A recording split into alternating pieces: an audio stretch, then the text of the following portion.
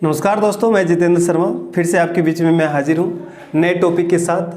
जैसे कि आपको पता है कि मैं साइंस की क्लास लेता हूँ और साइंस की टॉपिक ही आपकी क्लियर होती जा रही होगी। I hope so. मुझे उम्मीद है कि नए नए टॉपिक के साथ नए नए आपके विचार दिमाग में आ रहे होंगे, नए नए क्वेश्चन आ रहे होंगे, नए नए थॉट्स आ रहे होंगे, हर प्रकार की दिमाग में आपके कुछ न कुछ आ रहे होंगे। मैं साइंस में जो मैं पढ़ रहा हूँ वो पेपर में आएगा या नहीं आएगा, क्या होगा नहीं होगा। मैं बता दूं दोस्तों कि जितनी भी टॉपिक्स अभी तक मैंने केमिस्ट्री के अंदर आपको लिया है, सारे के सारे टॉपिक बहुत ही महत्वपूर्ण है। किनके लिए? विभिन्न प्रकार की प्रतियोगी परीक्षाओं के लिए। जहाँ जहाँ साइंस से आएंगे सामान्य विज्ञान के नाम से, वहाँ पे आप समझ सकते हो कि जो भी टॉपिक लिया आज मैं बेसिक कॉन्सेप्ट के साथ ही दूसरी टॉपिक भी लूँगा। और पहले भी जो टॉपिक उस सारे बेसिक कॉन्सेप्ट रहता फंडामेंटल के तौर पे अपन बात करें, सारे फंडामेंटल थे। ऐसे जो हमें जो आसपास घटनाएं घटित होती है, आसपास के वातावरण में जो मुझे देखने को मिलता है, जो मैं यूज करता हूँ, मैं जो खाता हूँ पीता हूँ, जो रहता हूँ उठता बैठता हूँ, हर प्रकार के साइंस की घटनाओं को हमने आपको बहुत ही बारीकी ढंग से रखा। चलिए आज भी हम बात करेंगे उसी टॉपिक की, जो घटनाएं आपके साथ घटित होती है, जो आप चीज़ यूज करते हो, जो पदार्थ आप यूज करते हो, उसी की बात करेंगे। हम आज बात करेंगे बहुलक की बात करेंगे। आपके लैंग्वेज में बात कर लूँ तो मैं आज कपड़ों की बात करने वाला हूँ। कपड़ों के प्रकार, नॉयलन होते हैं, पॉलिस्टर होते हैं, पता नहीं कितने प्रकार के होते हैं, टेफ्लॉन होते हैं। बर्तन की बात करेंगे, इसमें क्या करते हैं, हर प्रकार के पर्दे की बात करेंगे, ये बेकेलाइट की बात करेंगे, हर प्रकार के ये सब किस चीज़ से बनता है, तो ये सारे रबर किस चीज़ से बनती है, ये सारी चीज़ की डिस्कस करेंगे। पॉलीमर, सिंपल से इसका नाम होता है पॉलीमर, ठीक है ना। उन्हीं में ढेर सारे प्रकार आ जाते हैं आपके। प्लास्टिक भी आ जाते हैं, पॉलीथीन जिसको कहते हैं, पॉलीथीन भी आ जाता है, ठीक है ना। कप किस तरह से बनते हैं उनकी भी डिस्कस करेंगे। चाय की कप जो आप लेते हो, टाइल्स जो बनता है वो टाइल्स की भी बात करेंगे, टायर की बात करेंगे, हर प्रकार की जितने पेट्रोल पंप में जो पाइप लगी होती है नली की नोज तक की हम बात करेंगे। ये सारे चीज जो होती है एक बहुलक के रूप में हम बात करेंगे, जिसको कहते हैं हम पॉलीमर। क्या कहते हैं दोस्तों? पॉलीमर की बात करेंगे। आज हम उसी डिस्कस करेंगे। आप कपड़े पहनते हो, गर्म कपड़े पहनते हो, ठंडे वाले कपड़े पहनते हो, ऊनी वाले वस्त्र पहनते हो, कॉटन की पहनते हो, ये सारे चीज जितनी भी चीज है, इन सब की घटनाएं जो घटित होती है या जो इन सब का हम प्रयोग करते हैं, घटनाएं घटित होकर जो बन जाते हैं वो तो पॉलीमर के रूप ले लेते हैं, बहुलक का रूप ले लेते हैं। पहनने लगते हैं, कपड़े पहन रहे, कपड़े किस प्रकार के थे? स्ट्रेचेबल है, तनाव रही, खींचते हैं तो हो जाती है और छोड़ने के बाद अपने आप अपनी स्थिति में आ जाती है। इस प्रकार के भी कपड़े होते हैं। तो विभिन्न प्रकार के क्लॉथ कपड़े जो होती है, टायर से लेकर पेट्रोल पंप के नोज तक की है, हर प्रकार के टायर हो गए, रबर हो गए, इन सब की डिस्कस करेंगे आज अपन। चलिए दोस्तों, तो हम डिस्कस कर रहे हैं बहुलक, जिसको कहते हैं पॉलीमर। क्या कहते हैं दोस्तों? पॉलीमर। पॉलीमर, ये पॉलीमर जो घटनाएं घटित होती है, या आपसे पूछा जाए कि ये घटनाएं जो घटित होती है किसके अंतर्गत घटित होती है, तो आप आसानी से बता सकते हो कि पॉलीमर की जो घटनाएं हैं, एक प्रकार की प्रमुख घटनाएं हैं, वो घटनाएं हैं कार्बनिक रासायनिक की। किसकी? कार्बनिक रासायन की घटनाएं हैं। कार्बनिक रासायन की प्रमुख जो घटनाएं घटित होती है उनमें नंबर 1 आता है बहुलक, जिसको कहते हैं पॉलीमर्स। क्या कहते हैं दोस्तों? पॉलीमर्स। फर्मिनेशंस, किण्वन की क्रियाएं, ये भी एक प्रमुख घटना है कार्बनिक रसायन का। सजातीय श्रेणी, ये भी घटनाएं हैं किनके? किण्वंश की। कुछ ऐसे घटनाएं होती है जो अपन इनके अंतर्गत पढ़ेंगे। तो डायरेक्ट इस प्रकार से ना पूछकर आपसे डायरेक्ट ये पूछा जाता है कि बहुलक प्रमुख घटनाएं किसकी? अकार्बनिक रसायन की या कार्बनिक रसायन की। तो ठीक है ना, तो उनके बारे में बताएंगे कि किस प्रकार की घटना है। चलिए दोस्तों बात करते हैं।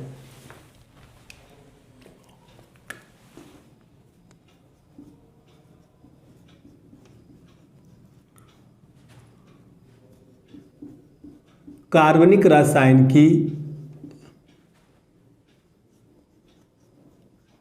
प्रमुख घटनाएं, प्रमुख घटनाएं, प्रमुख घटनाएं। ये प्रमुख घटनाएं जो है कार्बनिक रसायन की प्रमुख घटनाएं में सबसे पहला कौन सा आता है? मैं आपको क्या बताया? बहुलक। बहुलक, जिसको अपन इंग्लिश में क्या कहते हैं? पॉलीमर्स। पॉलीमर्स। बहुलक क्या है, किसे कहते हैं, यह किस प्रकार की घटनाएं हैं? मैंने बता दिया, कार्बनिक रासायन घटनाएं। किस प्रकार की घटनाएं? कार्बनिक रासायन घटनाएं। कार्बनिक रसायन का प्रमुख घटनाएं कौन सी है? बहुलक। और कौन सी है? किण्वन की क्रिया। और कौन सी? सजातीय श्रेणी की क्रिया। ये सारी क्रियाएं क्या कहलाती है? कार्बनिक रसायन की प्रमुख घटनाएं। उनमें से आज अपन डिस्कस जो कर रहे हो, किसकी डिस्कस करें? बहुलक की डिस्कस कर रहे हैं। क्या करें? बहुलक। बहुलक किसे कहते हैं? बहुलक किसे कहते हैं आपको ये बताना है। बहुलक क्या होता है? बहुलक किसे कहते हैं? यदि आपसे पूछे तो आप इनको आसानी से बता सकते हो। किस प्रकार से बता सकते हो? आसानी से बता सकते हो। जब छोटे छोटे क्या? जब छोटे छोटे सरलतम अणु, बिल्कुल ही सरलतम, सरल जिसको अपन विघटित कर दे, सरलतम अणु आपस में मिलकर एक उच्च अनुभार वाला, क्या वाला? एक उच्च अनुभार वाला लंबी श्रृंखला युक्त बड़ा अणु बनाते हैं। क्या कहलाते हैं? बहुलक कहलाते हैं दोस्तों। क्या कहलाते हैं? बहुलक कहलाते हैं। फिर से रिपीट करते हैं बहुलक की परिभाषा। क्या कहा परिभाषा? कि जब छोटे छोटे सरलतम अणु आपस में मिलकर एक उच्च अनुभार वाले लंबी श्रृंखला युक्त एक बड़ा अणु बनाते हैं, क्या कहलाते हैं? बहुलक कहलाते हैं। क्या कहलाते हैं? बहुलक कहलाते। एवं इस प्रकार की क्रियाएं जो घटित होती है वो क्या कहलाती है? बहुलीकरण कहलाती है। क्या कहलाती है दोस्तों? बहुलीकरण कहलाती है। तो सबसे पहले बहुलक की परिभाषा क्या थी?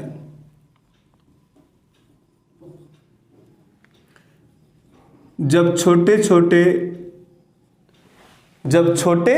छोटे सरलतम अणु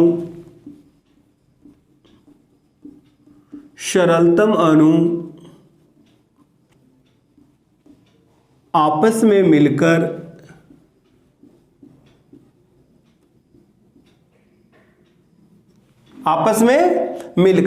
जब छोटे छोटे सरलतम अणु आपस में मिलकर एक उच्च अनुभार वाला, क्या वाला?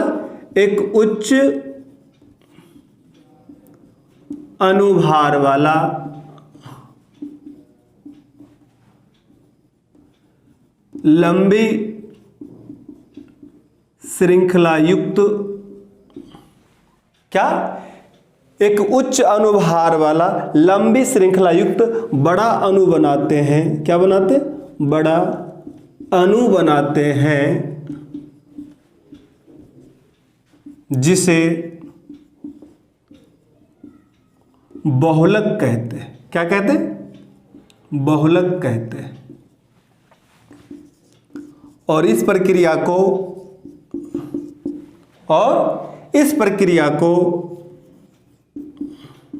किस प्रक्रिया को? जो इस प्रकार की प्रक्रियाएं घटित होती, इस प्रक्रिया को बहुलीकरण कहते हैं। क्या कहते हैं दोस्तों? बहुलीकरण कहते हैं। क्या कहते हैं? बहुलीकरण। अब परिभाषा आप उल्टा भी लिख सकते हो, यानी सबसे पहले बहुलीकरण की घटनाएं घटित होती है, प्रक्रियाएं होती है, तब जाके क्या बनता है? बहुलक का निर्माण होता है, यानी पॉलीमर्स का निर्माण होता है। तो सबसे पहली घटनाएं जो घटित होती है वो क्या होता है? बहुलीकरण की। किसकी? बहुलीकरण की। बहुलीकरण की प्रक्रियाएं घटित होगी तब जाके एक नए यौगिक का निर्माण होता है। वो नए यौगिक जो बनते हैं वो नए यौगिक का नाम है बहुलक। क्या नाम है? बहुलक। आप इसको दूसरे ढंग से भी परिभाषित कर सकते हो कि बहुलीकरण, क्या? कि बहुलीकरण वह रासायनिक प्रक्रिया है। कौन सी प्रक्रिया? वह रासायनिक प्रक्रिया जिस प्रक्रिया में क्या चीज घटित होती है? ये प्रकार की घटनाएं घटित होती है। जब छोटे छोटे सरलतम अणु आपस में मिलकर एक उच्च अनुभार वाले लंबी श्रृंखला युक्त बड़े अणु का निर्माण करते हैं, अर्थात यौगिक का निर्माण करते हैं, वो क्या कहलाते हैं? बहुलीकरण। और उसके बाद क्या बनता है? बहुलक। तो आप परिभाषा को चेंज भी कर सकते हो दोस्तों। क्या कर सकते हो? चेंज कर सकते हो। यदि हम यहां से चाहें तो हम बहुलीकरण की परिभाषा से हम बहुलक को निरूपित कर सकते हैं। किस तरह से? मैंने आपको बताया कि बहुलीकरण क्या है? वह रासायनिक प्रक्रिया है या प्रतिक्रिया है जिसमें किसी यौगिक के दो या दो से अधिक गुण मिलकर एक बड़े अणु का निर्माण करते हैं। इस प्रक्रिया के फलस्वरूप इस प्रक्रिया के फलस्वरूप बने यौगिक बहुलीकृत यौगिक या बहुलक कहलाते हैं। क्या कहलाते हैं? बहुलीकृत या बहुलक कहलाते हैं। ठीक है, सिंपल। आप दोनों ढंग से परिभाषा दे सकते हो। बहुलीकरण की परिभाषा देते हुए बहुलक पे आ सकते हो, या बहुलक का परिभाषा देते हुए बहुलीकरण पे भी आ सकते हो दोस्तों। ठीक है ना। बहुलीकरण क्या है? वह रासायनिक प्रक्रिया है। कौन सी रासायनिक प्रक्रिया?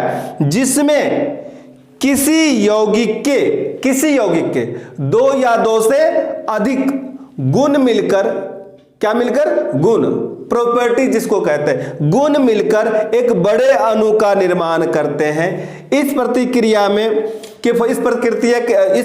के फलस्वरूप जो बने यौगिक होते हैं वो बहुलीकृत या बहुलक कहलाते हैं। क्या कहलाते हैं? बहुलीकृत या बहुलक कहलाते हैं। वही अपने ही परिभाषा 200 ढंग से दे सकते हो, दोनों ढंग से परिभाषा दे सकते हो। तो बहुलीकरण क्या है? वह रासायनिक, कौन सा रासायनिक? वह रासायनिक, बहुलीकरण वह रासायनिक प्रक्रिया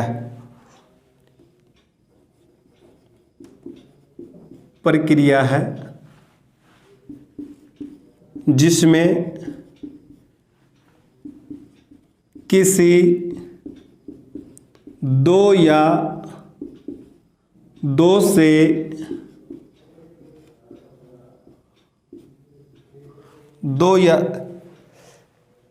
वह रासायनिक प्रक्रिया जिसमें किसी यौगिक के, किसके दोस्तों? यौगिक के दो या दो से अधिक गुण आपस में मिलकर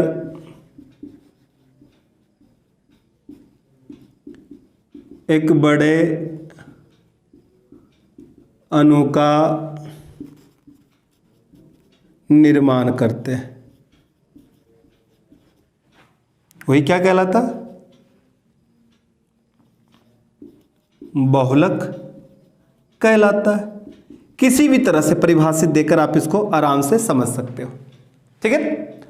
सबसे पहले अपन ने बहुलक की परिभाषा समझ ली कि जब छोटे छोटे सरलतम अणु आपस में मिलकर एक उच्च अनुभार वाला लंबी श्रृंखलायुक्त बड़े अणु का निर्माण करता है, जिसे हम क्या कहते हैं? बहुलक कहते हैं। और इस प्रक्रिया को क्या कहते हैं? हम बहुलीकरण कहते हैं दोस्तों। क्या कहते हैं? बहुलीकरण। यहां पे आपने एक चीज देखा, छोटे छोटे, क्या देखा? छोटे छोटे अणु, छोटे छोटे सरलतम अणु आपस में मिलकर। अब ये छोटे छोटे सरलतम अणु आपस में जो है उनको हम क्या कहते हैं? तो छोटे छोटे सरलतम अणु, इसे हम दोस्तों एकलक कहते हैं। क्या कहते हैं? एकलक, एकलक कहते हैं। क्या कहते हैं? एकलक। छोटे छोटे अणुओं को हम क्या कहते हैं? एकलक कहते हैं दोस्तों। यहां क्वेश्चंस पूछा जाता है कि बहुलक में जो छोटे छोटे सरलतम अणु आते हैं उन्हें क्या कहते हैं? तो बहुलक कहते हैं? नहीं, एकलक कहते हैं दोस्तों। क्या कहते हैं? एकलक। आपकी आवाज आनी चाहिए। एकलक कहते हैं। फिर से रिपीट किया मैं, एकलक कहते हैं और क्वेश्चंस पूछे जाते हैं। चलिए अब हम बात करेंगे जो ये बहुलीकरण की प्रक्रिया थी, इस बहुलीकरण की प्रक्रिया की विशेषताएं क्या है। सबसे पहले विशेषताएं पढ़ेंगे, फिर आगे जाके हम बहुलक की प्रकार पढ़ेंगे, कितने प्रकार के होते हैं। तो सबसे पहले अपने को क्या पढ़ना कि ये बहुलीकरण की क्रियाएं होती है और ये बहुलक का निर्माण होता है। तो ये बहुलीकरण की विशेषताएं क्या है? बहुलीकरण की विशेषताएं क्या है? हम किस तरह से जाने कि उत्क्रमणीय क्रिया है या अनुत्क्रमणीय क्रिया है? हाँ जी हाँ दोस्तों, मैं पहले भी डिस्कस कर, रिवर्सेबल और इनवर्सिबल की बात अपन ने पहले कर सकता है। हाँ, उत्क्रमणीय और अनुत्क्रमणीय क्रियाएं ये किस प्रकार की बहुलीकरण की क्रियाएं हैं? तो बहुलीकरण की क्रियाएं किस प्रकार की क्रियाएं हैं? तो बहुलीकरण एक उत्क्रमणीय क्रिया है, यानी रिवर्सिबल।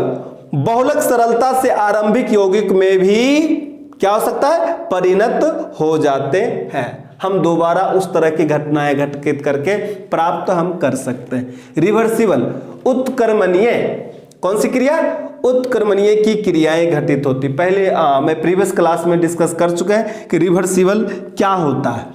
ठीक है ना। तो चलिए अब यहां से यदि बात किया जाए कि बहुलीकरण की प्रक्रिया किस प्रकार की क्रिया है, तो हम क्या बताएंगे?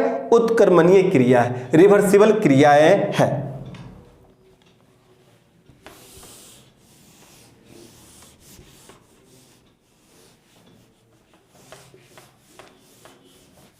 रिवर्सिबल क्रियाएं हैं। चलिए, तो हम सबसे पहले बात करेंगे बहुलीकरण की विशेषताएं। बहुलीकरण की विशेषताएं। बहुलीकरण की विशेषताएं। अब बहुलीकरण की हम विशेषता आसानी से देख सकते हैं। नंबर 1, बहुलीकरण क्या है? बहुलीकरण एक उत्क्रमणीय क्रिया है। क्या है? उत्क्रमणीय क्रिया। बहुलीकरण एक क्या? बहुलीकरण एक उत्क्रमणीय क्रिया है।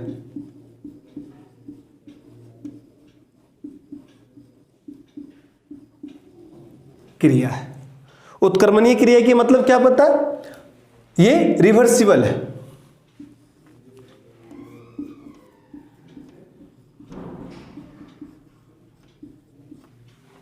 रिवर्सिबल प्रक्रिया है, ठीक है ना।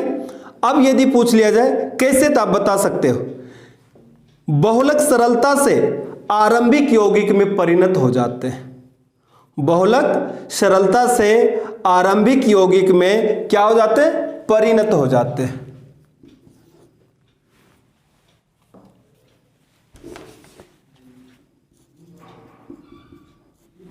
और बहुलक क्या? बहुलक सरलता से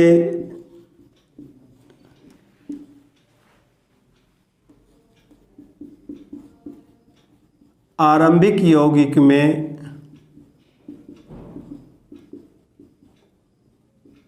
परिणत हो जाते हैं, ठीक है। चलिए, अब दूसरी पॉइंट की बात करेंगे। किसकी बात करेंगे? दूसरी पॉइंट, सबसे शानदार जो है पॉइंट बहुलीकरण की विशेषताएं में, वो है कि बहुलीकरण में जल आदि के छोटे अणु मुक्त नहीं होते हैं। यदि अपने से पूछ लिया जाए तो आप आसानी से बता सकते हो कि बहुलीकरण में जल आदि के छोटे अणु मुक्त नहीं होते। ये इनकी दूसरी सबसे बड़ी विशेषता है। तीसरी विशेषता की बात करें तो आप बता सकते हो कि बहुलीकरण में कार्बन परमाणु नया बंधन नहीं बनाते। दोस्तों, क्या नहीं बनाते? नए बंधन का निर्माण नहीं करते। बहुलीकरण में एक ही प्रकार के अणु परस्पर संयोग करते हैं। क्या करते हैं? संयोग करते हैं। तो सबसे पहले बहुलीकरण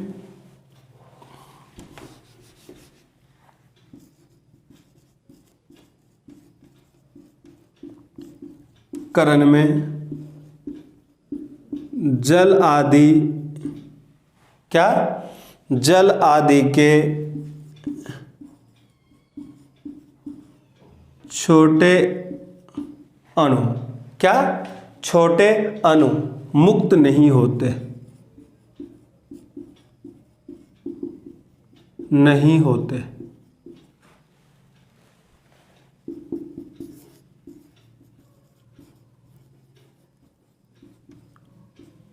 एक यौगिक परस्पर, एक ही यौगिक की बात करेंगे अपन, ठीक है ना। किस यौगिक की बात करेंगे? एक यौगिक की बात करेंगे। बहुलीकरण में एक ही प्रकार के अणु या एक ही प्रकार के यौगिक की अणु परस्पर संयोग करते रहते। बहुलीकरण में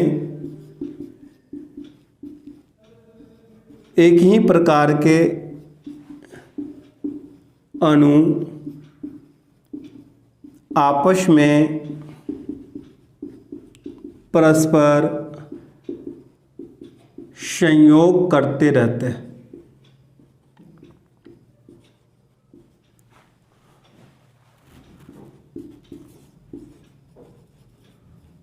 बहुलीकरण में कार्बन बंधन क्या? बहुलीकरण में क्या? कार्बन परमाणु कार्बन नए बंधन नहीं बनाते, ठीक है ना। कार्बन परमाणु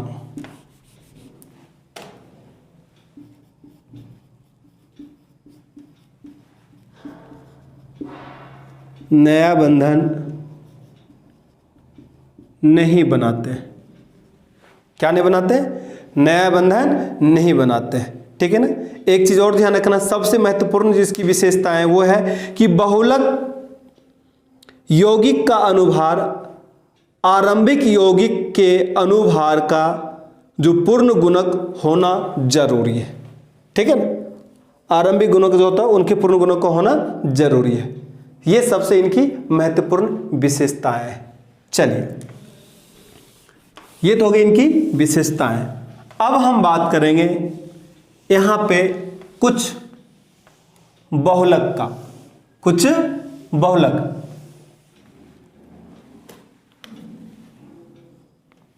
कुछ बहुलक, पहले आपको मैं बहुलक बता दूं कुछ बहुलक कौन कौन से होते हैं, उनकी डिस्कस कर लेते हैं, फिर आगे हम चलेंगे तो एक एक करके डिस्कस करेंगे कि वो बहुलक कौन कौन से हैं, वो बहुलक कौन कौन से हैं। तो सबसे पहले कुछ प्रमुख बहुलक है। महत्वपूर्ण बहुलक को आपको जानना जरूरी है कि महत्वपूर्ण बहुलक कौन कौन से। सबसे पहले आपको पता होनी चाहिए नायलॉन। हमेशा अपन बोलते आते हैं नायलॉन नायलॉन नायलॉन। हाँ, फिर उसके बाद आता है प्लास्टिक, सॉरी क्या कहते हैं, टेफलॉन। प्लास्टिक की बाद में डिस्कस कर लेंगे, बहुलक में आती है लेकिन फिर प्रकार में कर लेंगे अपन। हाँ, नॉर्मली अपन ले चलते हो, प्लास्टिक भी ले लो कोई दिक्कत नहीं, उसके बाद टेफलॉन की बात कर लो, पॉलीथीन की बात कर लो, पॉलीथीन वही प्लास्टिक की बात करें अपन। हाँ, पॉलीस्टायरीन की बात कर लो या प्रोपाइलीन की बात कर लो। ठीक है ना। इसमें पॉलीविनाइल क्लोराइड की बात कर लो, पीवीसी जिसको कहते हैं, पीवीसी की बात कर लो। ये विभिन्न प्रकार के कुछ प्रमुख बहुलक है। क्या है? प्रमुख बहुलक है। आपसे पूछा जाए पॉलीथीन क्या है? बहुलक है। ठीक है ना। टेरिलीन क्या है? बहुलक है। टेफलॉन क्या है? बहुलक है। पीवीसी क्या है? बहुलक है। ठीक है ना। ये सारे के सारे क्या है? बहुलक है। अब हम चलते हैं इन बहुलकों की विस्तृत अध्ययन करेंगे। किनकी? इन सभी बहुलकों की विस्तृत अध्ययन करेंगे। तो सबसे पहले अपन बात करेंगे कि इन बहुलक को कितने श्रेणियों में बांट दिया गया। दोस्तों, बहुलक को मुख्यतः 2 श्रेणियों में विभक्त कर दिया गया है। कितने श्रेणियों में? 2 श्रेणियों में हम विभक्त कर सकते हैं। नंबर 1 प्राकृतिक बहुलक और नंबर 2 संश्लेषित बहुलक, यानी सिंथेटिक, जिनको मानव निर्मित कह सकते हैं अपन। ठीक है ना। तो सबसे पहले हम यहां बहुलक की क्या करें? श्रेणियों को विभक्त करें। बहुलक को 2 श्रेणियों में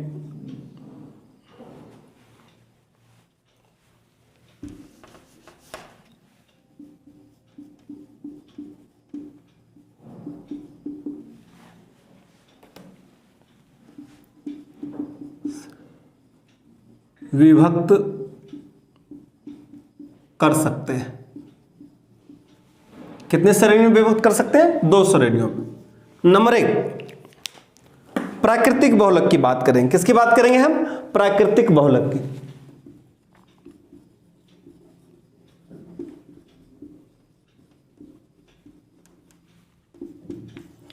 नेचुरल पॉलीमर्स की बात करेंगे।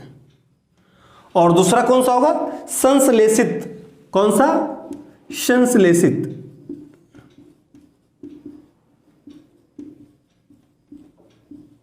बहुलक, प्राकृतिक बहुलक और संश्लेषित बहुलक। अब यहां से विभिन्न प्रकार के क्वेश्चंस, प्रश्न आपके पेपर में पूछे जाते हैं। अभी तक तो ये क्रियाएं था कि बहुलीकरण की क्रियाएं क्या होती। बहुलीकरण की क्रियाएं जो होता है एक उत्क्रमणीय क्रिया होती। सबसे महत्वपूर्ण क्वेश्चन बन गया 1 नंबर 1 का। नंबर 1 पॉइंट, बहुलक क्या है वो भी आप परिभाषा देकर बता सकते हो। ठीक है ना। अब हम बात करें बहुलीकरण की विशेषताएं, उनकी भी डिस्कस कर चुके हैं। अब हम बात करें यहाँ पे प्राकृतिक के बहुलक को कितने श्रेणियों में विभक्त किया गया। बहुलक को 2 श्रेणियों में विभक्त किया है। पहले को हम कहते हैं प्राकृतिक बहुलक और दूसरे को कहते हैं हम संश्लेषित बहुलक। अब हम यहाँ पे जो डिस्कस करेंगे वो सबसे पहले डिस्कस करेंगे प्राकृतिक बहुलक का। किसका?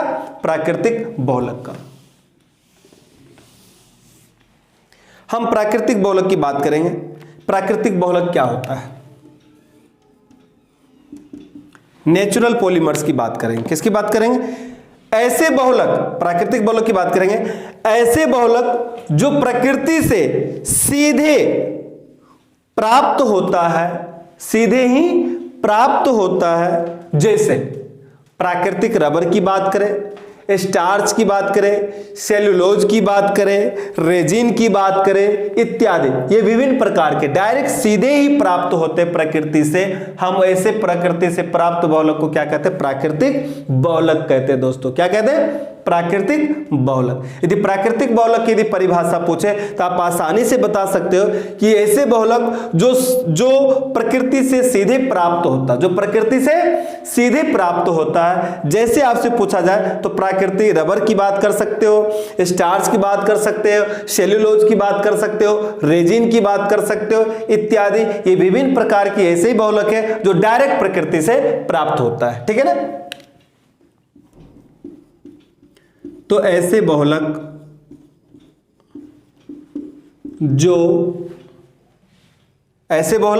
जो किससे? प्रकृति से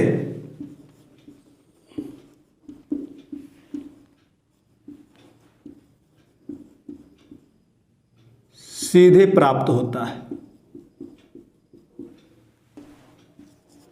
क्या होता है? सीधे प्राप्त होता है।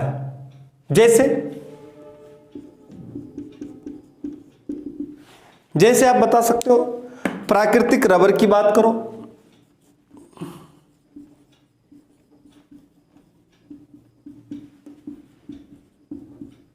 स्टार्च, सेल्यूलोज, रेजिन आदि, ये प्राकृतिक बहुलक होते हैं। क्या होते हैं? प्राकृतिक बहुलक। उनमें से भी अपन एक सिंपल उदाहरण लेके चलते हैं कि किस प्रकार से हम प्राकृतिक रबर को प्राप्त करते हैं। किसको? एक उदाहरण से समझ सकते हैं आसानी से कि सर आप जो बता रहे हो कि प्राकृतिक बहुलक, ऐसे बहुलक जो प्रकृति से सीधे प्राप्त होते हैं वो क्या कहलाते हैं। तो हमने क्या कहा आपको कि ऐसे बहुलक जो कहलाते हैं प्राकृतिक बहुलक कहलाते हैं। उदाहरण के तौर पे हमने प्राकृतिक रबर ले लिया, स्टार्च ले लिया, सेल्यूलोज की बात कर ली और यहाँ पे हमने रेजिन वगैरह। इनमें से एक सिंपल से उदाहरण लेके चलते हैं प्राकृतिक रबर की, कि प्राकृतिक रबर का किस प्रकार से निर्माण किया जाता है।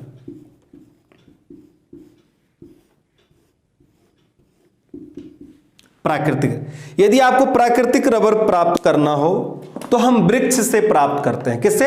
वृक्ष यानी पेड़ पौधों से हम प्राप्त करते हैं। किस प्रकार से हम प्राप्त करते हैं प्राकृतिक रबर? तो आसानी से बता सकते हैं प्राकृतिक रबर के बारे में। यह एक वृक्ष से द्रव के रूप में, लिक्विड द्रव के रूप में प्राप्त होता है। क्या? प्राकृतिक रबर। यह वृक्ष से द्रव के रूप में, किससे? वृक्ष से द्रव के रूप में प्राप्त होता है, जिसे हम रबर क्षीर, क्या? रबर क्षीर या लेटेक्स कहते हैं। क्या कहते हैं दोस्तों? रबर क्षीर या लेटेक्स कहते हैं। अब इनकी प्रक्रिया करने के बाद तब जाके आप बना दोगे प्राकृतिक रबर। ठीक है ना? तो सबसे पहले अपने समझना कि प्राकृतिक रबर क्या होता है। यह एक वृक्ष से द्रव के रूप में, किसके रूप में? द्रव के रूप में प्राप्त होता है। द्रव के रूप में प्राप्त होता है, जिसे हम क्या कहते हैं? रबर क्षीर या लेटेक्स कहते हैं। पूछा जाता क्वेश्चन, क्या कहते हैं तो बता सकते हो? रबर क्षीर या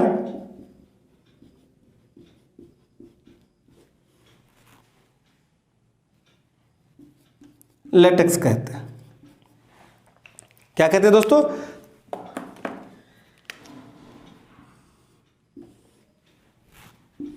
लेटेक्स कहते हैं।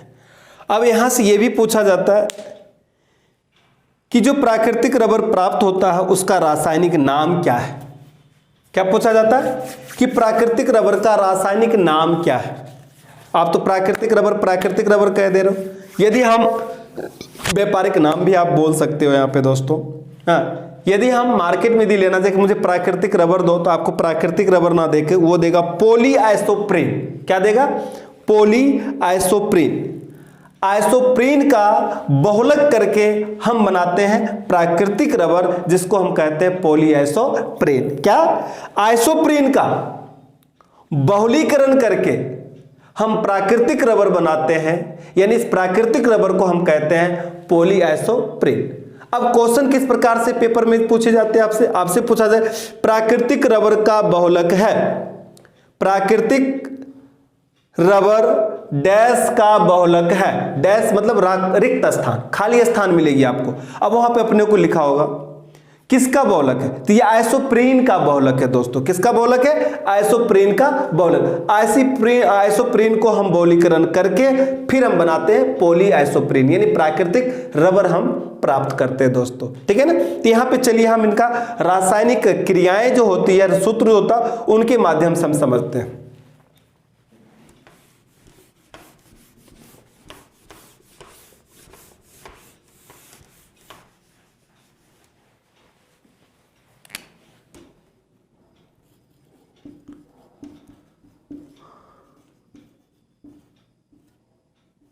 आइसोप्रीन का बहुलीकरण करके पॉलीआइसोप्रीन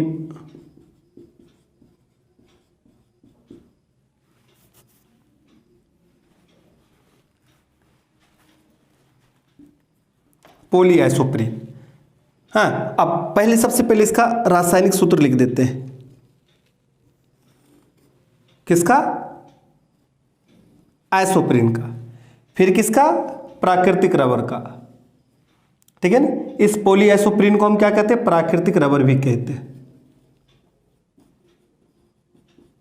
प्राकृतिक रबर। तो हमें सबसे पहले लिखना होगा इसका क्या, इसका लिखना होगा रासायनिक सूत्र। आइसोप्रीन का रासायनिक सूत्र क्या होता है, तो रासायनिक सूत्र होता है CH2 डबल बॉन्ड। क्या लिखा आपने, CH2 डबल बॉन्ड CH। क्या लिखा, CH2 डबल बॉन्ड CH, फिर मैंने लिखा यहाँ पे C। अब यहाँ पे कार्बन दे दिया आपको, यहाँ पे देख लो कार्बन दिया हुआ, ठीक है ना। इस कार्बन के नीचे अपन लिख देते हैं अपन CH3। एक संरचना के माध्यम से आइसोप्रीन को समझेंगे। किसके माध्यम से समझेंगे, एक संरचना के माध्यम से हम आइसोप्रीन, संरचना सूत्र जिसको कहते हैं, रासायनिक सूत्र को संरचना सूत्र में तब्दील करके हम आइसोप्रीन को घटित कर लेते हैं, ठीक है। ये हो गया आपका आइसोप्रीन। क्या हो गया दोस्तों, आइसोप्रीन। ओके, इस आइसोप्रीन को बहुलीकरण कर देते हैं। क्या कर देते हैं, बहुलीकरण। बहुलीकरण की क्या, बहुलीकरण करके क्या प्राप्त करते हैं, पॉलीआइसोप्रीन की बात करते हैं, तो पॉलीआइसोप्रीन प्राप्त हो जाता है दोस्तों। क्या प्राप्त हो जाता है, पॉलीआइसोप्रीन प्राप्त हो जाता है। तो आप आसानी से बता सकते हो कि पॉलीआइसोप्रीन प्राप्त हो रहे हैं। इधर क्लियर, चलिए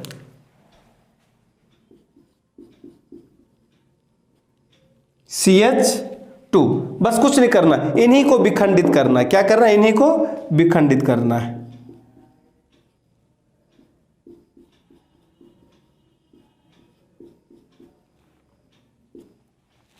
हो गया, ये पॉलीआइसोप्रीन बन गया। क्या बन गया दोस्तों, पॉलीआइसोप्रीन N। इन प्रकार के, अब इन्हें हमने क्या कह दिया, इन्हें हमने कह दिया आपको क्या, इन्हें हमने कह दिया आपको पॉलीआइसोप्रीन। क्या कह दिया, पॉलीआइसोप्रीन। ये हो गया पॉलीआइसोप्रीन। प्राकृतिक रबर की बात कर ले। चलिए, ये पेपर में नहीं पूछे जाते, डायरेक्ट यही पूछा जाता, आप ये लिख सकते हो, इसमें ज़्यादा दिमाग नहीं लगाना है। अपने को डायरेक्ट ये क्रियाएं करके अपन प्राप्त करें तो ये क्रिया अपने से घटित नहीं होगी। पेपर में जो डायरेक्ट आता है कि आइसोप्रीन को बहुलीकरण करके हम क्या प्राप्त करते हैं, तो आइसोप्रीन को बहुलीकरण करके हम प्राकृतिक रबर अर्थात पॉलीआइसोप्रीन प्राप्त करते हैं। चलिए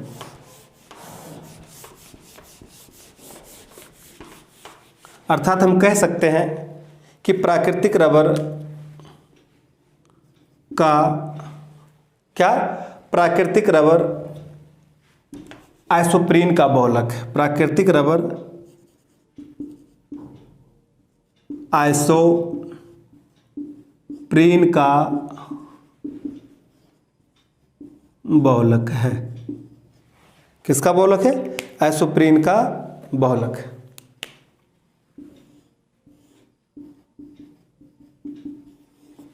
आइसोप्रीन का बहुलक, ठीक है दोस्तों। ये हो गए हमारे, किसकी बात कर ली हमने, प्राकृतिक रबर की बात कर ली। किसकी बात कर ली, प्राकृतिक रबर की बात कर ली। ओके, अब इन्हीं क्रियाएं को अच्छे से प्रक्रिया करके हम ठोस भी बना सकते हैं, मुलायम भी बना सकते हैं, अच्छी क्रियाएं कर सकते हैं। आपने जो देखा था कि जिसे हम लेटेक्स कहते हैं, क्या कहते हैं, जिसे हम लेटेक्स कहते हैं, उस लेटेक्स में मिलाकर हम प्राकृतिक रबर को कठोर भी बना सकते हैं, मजबूत भी बना सकते हैं, कम घिसने वाले भी हम बना सकते हैं। अब उनके अंदर कुछ प्रक्रियाएं करेंगे, ठीक है ना। जब अब ये प्रक्रियाएं भी आपसे पूछा जाता है, क्या पूछा जाता है, ये पूछा जाता है कि लेटेक्स में क्या मिला दिया जाए जो ठोस में बदल जाए, यानी वो जो द्रव जो था, रबर छीर जिसको कह रहे थे अपन, लेटेक्स कह रहे थे, हाँ क्या कहा था, जो प्रकृति से सीधे प्राप्त होता है, जो प्रकृति से सीधे प्राप्त होता है उसे क्या कहते हैं, रबर छीर या लेटेक्स कहते थे। तो जो लेटेक्स जो था दोस्तों, जो रबर छीर था, उन्हें हमें क्या करना, ठोस में बदलना है। किस में बदलना, ठोस में बदलना। तो ठोस में बदलने के लिए हम क्या कर सकते हैं, उसमें क्या, कौन सा रासायनिक यौगिक मिला दे, कौन सा केमिकल्स मिला दे जो आसानी से चेंज हो जाए, हम उसकी डिस्कस करेंगे दोस्तों। ये भी पूछे जाते हैं पेपर में।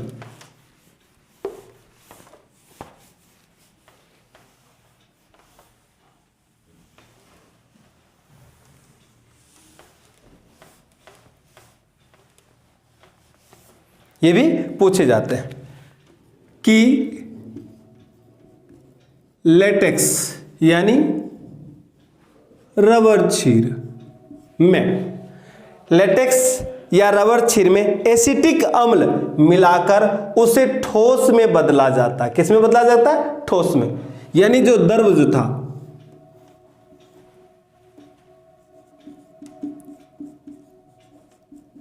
एसिटिक अम्ल को मिलाकर उसे ठोस में बदला जाता है। किस में बदला जाता है, ठोस में बदला जाता है। क्या मिलाकर,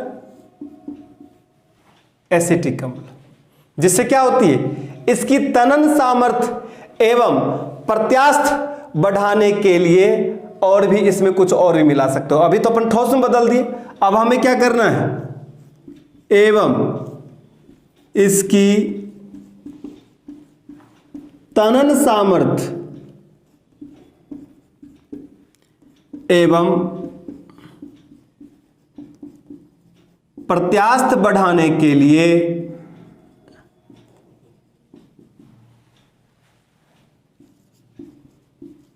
इसमें क्या मिला दिया जाए दोस्तों, इसमें आप मिला दो सल्फर। क्या मिला दिया जाए, सल्फर। इसमें सल्फर मिलाकर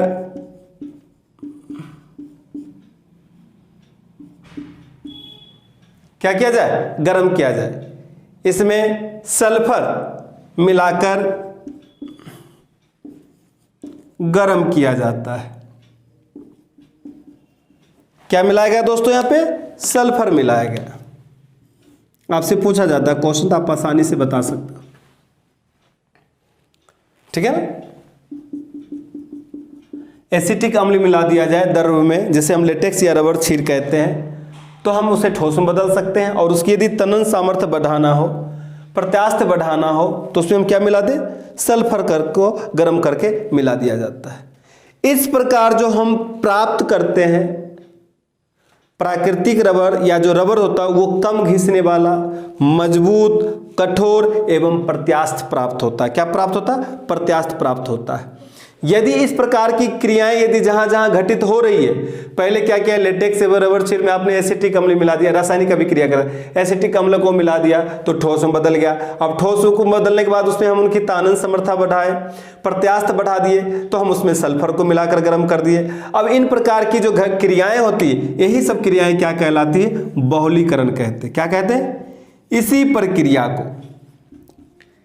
प्रक्रिया को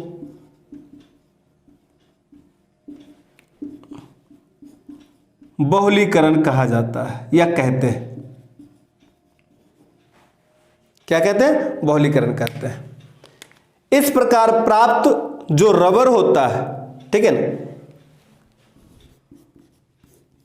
इस प्रकार प्राप्त रबर कम घिसने वाला, मजबूत, कठोर, जिसको आप बोल सकते मजबूत, कठोर और एवं प्रत्यास्थ होता है। ठीक है, चले आज अपन ने बात कर रहे हैं, अपन बहुलक की बात कर रहे हैं। बहुलक में अपन ने देख लिया कि बहुलक दो प्रकार के होते, प्राकृतिक बहुलक और संश्लेषित बहुलक। प्राकृतिक बहुलक की हम अभी यहाँ पे विचार कर रहे हैं, विमर्श कर रहे हैं, आपसे रूबरू हो रहे हैं टॉपिक को लेकर, और विस्तृत अध्ययन भी हम आपको करवा रहे हैं कि किस प्रकार से। अब यदि आपसे पूछा जाए तो आप आसानी से बता सकते हो कि प्राकृतिक रबर काफी मुलायम होता है, काफी मुलायम होता है। इसे कठोर बनाने के लिए, इसे कठोर बनाने के लिए इसमें कार्बन मिलाया जाता है दोस्तों। क्या मिलाया जाता है? कार्बन मिलाया जाता है। तब इसका प्रयोग हम कहां करते हैं?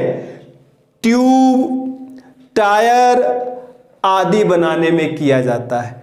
ट्यूब, टायर आदि। ट्यूब कौन सा? ये ट्यूब नहीं, अपन जो ट्यूब देख रहे हैं वो नहीं, लाइट वाली ट्यूब नहीं, ट्यूब जो साइकिल के अंदर वाली आ जाती है उसकी हम बात कर रहे हैं। हाँ, ट्यूब, टायर आदि बनाने में किया जाता है।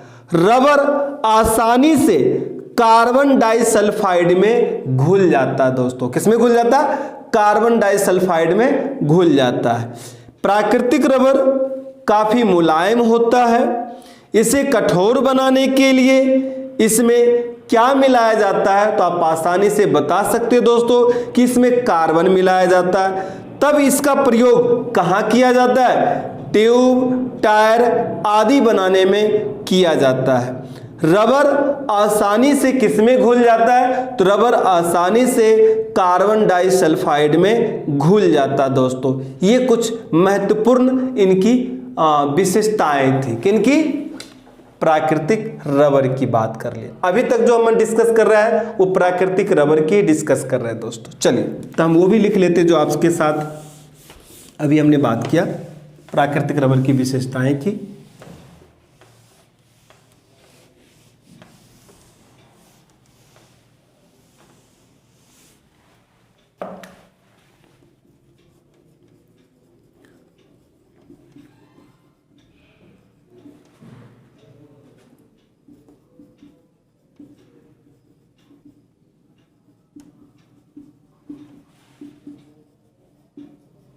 काफी मुलायम होती है। रबड़ की बात करें, काफी मुलायम होती है। इसे कठोर बनाने के लिए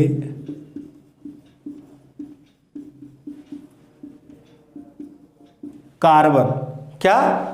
कार्बन मिलाया जाता है। क्या मिलाया जाता है दोस्तों? कार्बन मिलाया जाता है।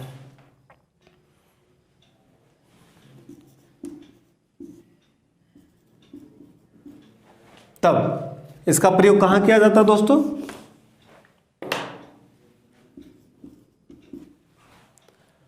तब इसका प्रयोग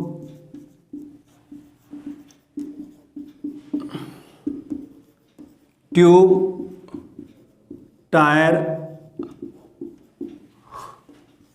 आदि बनाने के लिए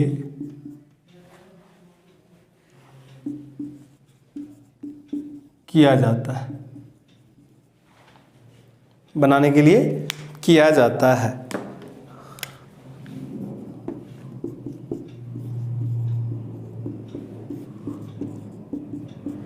रबर आसानी से कार्बन डाइसल्फाइड में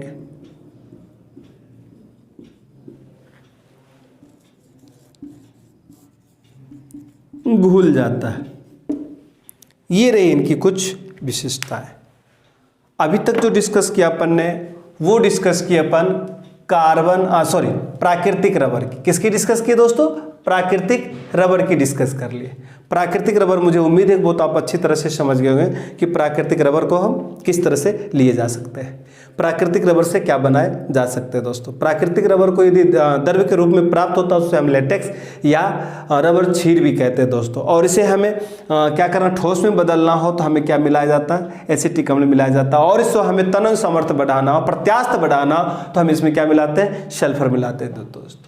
चलिए तो आज हम डिस्कस कर लिए बहुलक में प्राकृतिक रबर की। नेक्स्ट क्लास में हम डिस्कस करेंगे आपके संश्लेषित बहुलक की बात करेंगे, सिंथेटिक पॉलीमर्स की बात करेंगे।